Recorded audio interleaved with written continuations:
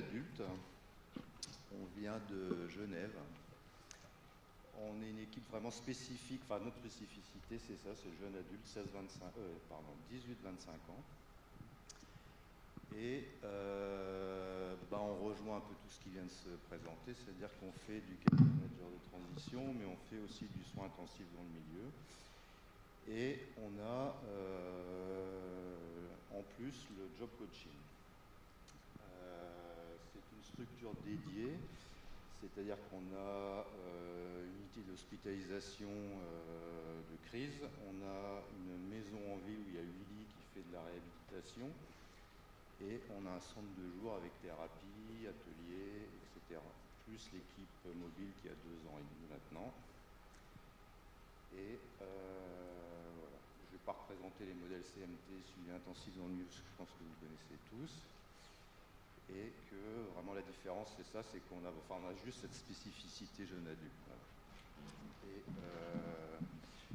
pour vous présenter notre truc, en fait, on s'est servi d'un poster. Et je vais laisser la parole à Caroline, qui est la job coach. Bonjour, Caroline Bartolini, on s'est peut-être pas présenté. Moi, je suis infirmière spécialisée en santé mentale, et puis depuis 3 ans et demi, je suis job coach, donc comme on a dit, à l'unité psychiatrique du jeune adulte aux hôpitaux universitaires de Genève. Donc c'est un peu le seul poste qui existe aux hôpitaux. Et puis je travaille, donc moi j'interviens sur appel spécifiquement dans les unités. Donc il y a l'unité hospitalière en psychiatrie, il y a, comme on a dit, une unité d'intégration communautaire où il y a des jeunes qui sont hospitalisés en programme de jour. Il y a une unité où ils viennent consulter, psychiatres, infirmiers, il y a un suivi ambulatoire, et puis l'équipe mobile avec qui je suis assez proche. L'idée principale du jeune adulte, alors ça c'est un peu dans la théorie toujours, c'est de faire on appelle ça de la détection précoce. Alors ça serait un peu plus au niveau diagnostic, mais moi je m'en sers plus pour très rapidement intervenir auprès du jeune. L'idée, en tout cas pour moi, au job coaching, c'est pas d'attendre qu'il soit guéri, qu'il soit même stabilisé. L'idée, c'est très rapidement de pouvoir remettre dans sa vie l'intégration scolaire, le projet professionnel, ou en tout cas travailler avec lui un projet s'il n'y en a pas. Parce que c'est vrai qu'on a vu, enfin moi je fais partie aussi, moi c'est un soin, et on est vraiment dans le processus de rétablissement. Et ce qu'on peut voir, c'est que plus le jeune, on va intervenir rapidement et le remettre, entre guillemets, dans sa vie où il était, plus on va favoriser le rétablissement, et ça va s'allier avec la thérapie, avec le traitement, ça bien sûr, hein, on ne va pas exclure. Mais ce qui est intéressant, c'est de pouvoir justement faire cette évaluation et que lui, il puisse se projeter. Parce qu'il n'y a pas que l'hôpital, c'est une parenthèse dans son existence, c'est ce qu'on appelle un accident de parcours, comme on a pu le mettre un peu sur le poster, mais il y a toute sa vie qu'il avait avant, et surtout chez les 18-25 ans, où il y a quand même une intégration sociale qui est quand même bien présente, et puis quand il y a un trouble psychique qui débute ou une crise, l'idée, c'est pas de l'extraire de sa vie et puis de le mettre complètement ailleurs, enfin dans le milieu des soins. Et puis non, c'est vraiment l'idée, c'est de pouvoir allier les deux. Donc moi, je travaille vraiment en collaboration avec les équipes pluridisciplinaires, et puis avec tout le réseau que moi je développe à l'extérieur, qui peut être le réseau social, le réseau des employeurs. Donc moi j'ai tout un carnet d'adresses où je peux adresser les jeunes suivant leurs projets, suivant ce qu'ils sont capables, entre guillemets, ce qu'on va déterminer ensemble, ce qu'ils peuvent faire. Alors si c'est d'abord des stages, si c'est un emploi, si c'est une formation, un apprentissage, et voilà. Mais moi, je pars toujours du projet du jeune, et ça c'est vraiment important. C'est pas moi qui vais décider pour lui.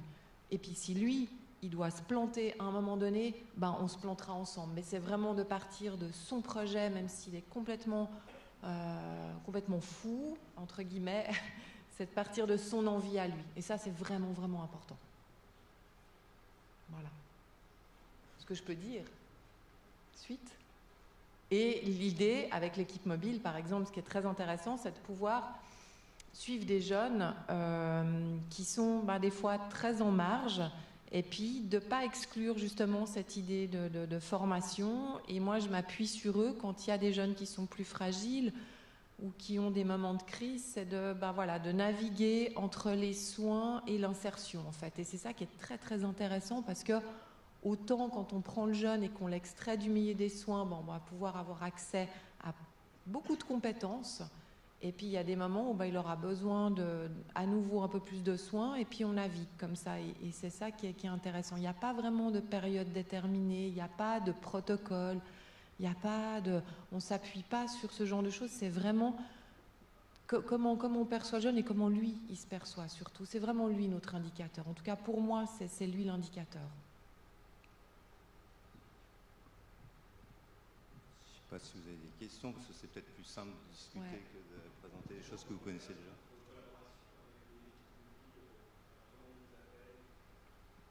Alors, au niveau de l'équipe mobile, on est appelé par tout le réseau soignant, social, mais aussi famille, école, et ainsi de suite. On fait aussi des évaluations style ELADEV et des choses comme ça. Voilà. Et puis après, c'est fonction des besoins. Souvent, l'entrée dans quelque chose de social, c'est une porte d'entrée, mais aussi l'accroche avec le job coach, c'est une porte d'entrée. Et de fait, si l'équipe mobile du jeune voit qu'il y a un besoin de formation, directement, je vais appeler Caroline et puis on va rentrer en contact. On fait la présentation du jeune ensemble et puis on avance comme ça. Peut-être ce que je pourrais rajouter, ce qui est aussi une spécificité de ma fonction, c'est que avec l'aspect du job coaching, on est moins dans les soins et la stigmatisation. Et c'est vrai que ce qui est intéressant, c'est que par exemple, tout le secteur social à Genève, des fois, moi, je vais être la première porte d'entrée où on va parler plutôt du projet, de la formation.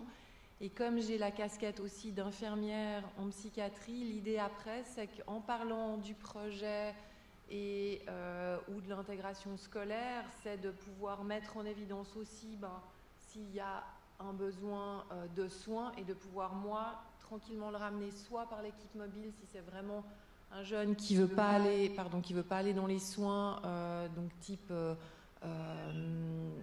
le soin ambulatoire où c'est la psychiatrie, et puis c'est quand même difficile pour ces jeunes de 16-25 ans de pouvoir consulter un lieu de psychiatrie, et des fois de rester dans une mobilité, puis de dire on va passer avec les infirmiers, et puis eux, puis on fait ça par étapes en fait. C'est pas on n'attend pas qu'ils aient loupé 4 rendez-vous à l'unité ambulatoire pour se dire tiens, peut-être que c'était pas pour eux. Non, l'idée c'est vraiment de ne pas les laisser errer, et puis de ne pas les laisser avec cette institution psychiatrique qui leur fait terriblement peur pour certains.